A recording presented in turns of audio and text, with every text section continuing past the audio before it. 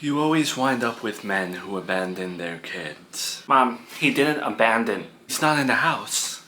He left, didn't tell you where he was going. Where is he? I don't know right now.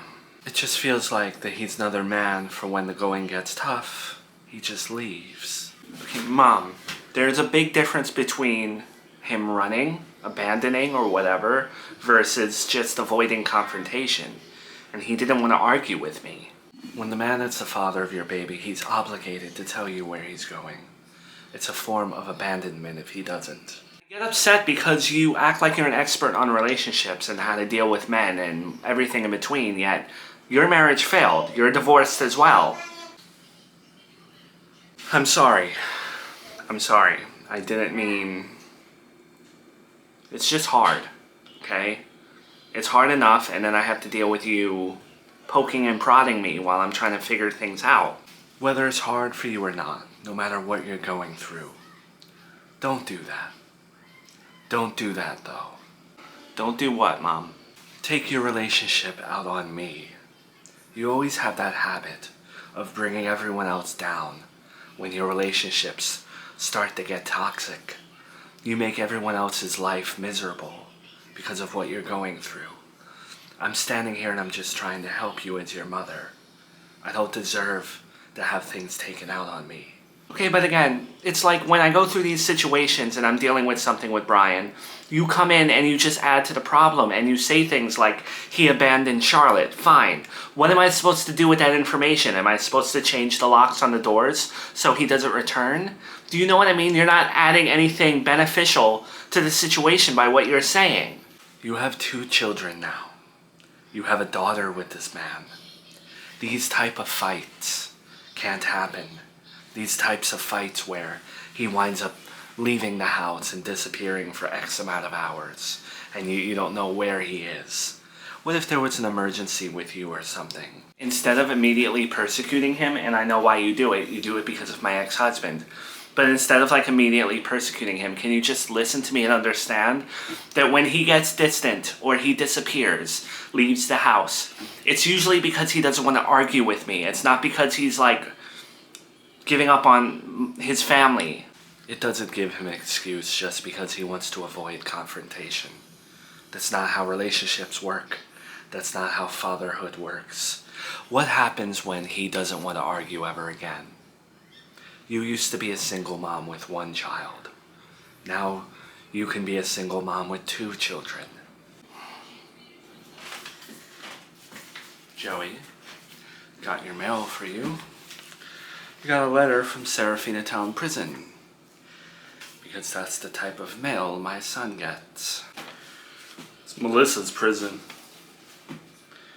It comes from the prison, but it's also addressed by her lawyer.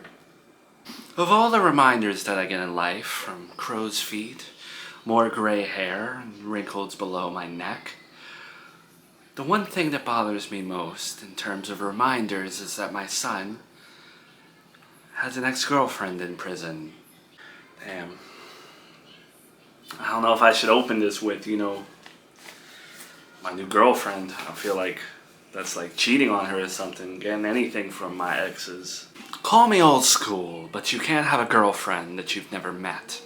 Maybe I just don't understand all this online dating stuff. Just open it. Yeah, you really don't know anything about online dating, because you can date someone without meeting them. It's called long distance.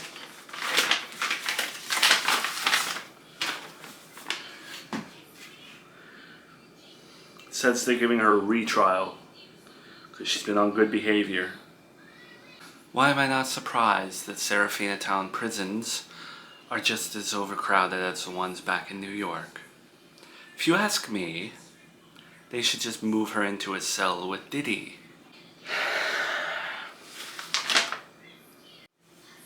What's the matter? What else does it say? They want me to testify. I guess they want me to be part of her defense or something. A request. So is it a summons or is it optional? Nah. Looks like it's pretty much just from her lawyer. I don't know why he put the prison address. Maybe he's trying to make it look like a summons. So then you don't need to go. And you can let her rot in the cell. With again, hopefully, Diddy. Yeah, I know. I see the wheels turning in your eyes. Please do not even consider it. Because you do not need her, and she does not need you. She does nothing but ruin your life. She ruins everyone's life. How long did I watch a baby of hers under the impression that it was my grandson? How many issues have you been involved with when it comes to her and the police? Rip the letter up. Did you ever decide whether or not you're moving in with me? Because the date where they decide whether or not I get weekend custody, it's coming up. And it'd be nice if you lived here and made it look like I had a nice home for Junior and stuff. I have not decided yet. Now give me the letter. Yeah, so now that happened and we don't know where he is. Hi. Please don't tell me you were just gossiping about my business to someone. About Brian. I wasn't, Miranda. I can't stand when you accuse me of things, especially when all your dirty laundry is going to air eventually on the show. There are certain things that don't need to get out to the world yet. There are certain things that people don't need to know yet. And that's my business. And if Joey found out that I can't find Brian right now, he's going to run right to the family court people and have a field day with it. I understand that, but it's bound to get out, and I don't know if you've thought about this, but it's just not a good look for you in terms of your custody and him trying to win the weekend custody.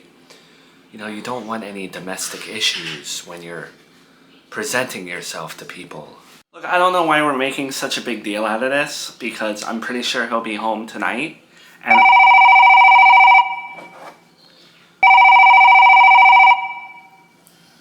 Hello? Yes, speaking. Oh my god. Okay, can you give me any more details? What's the matter? About Brian. Yeah, I'm listening.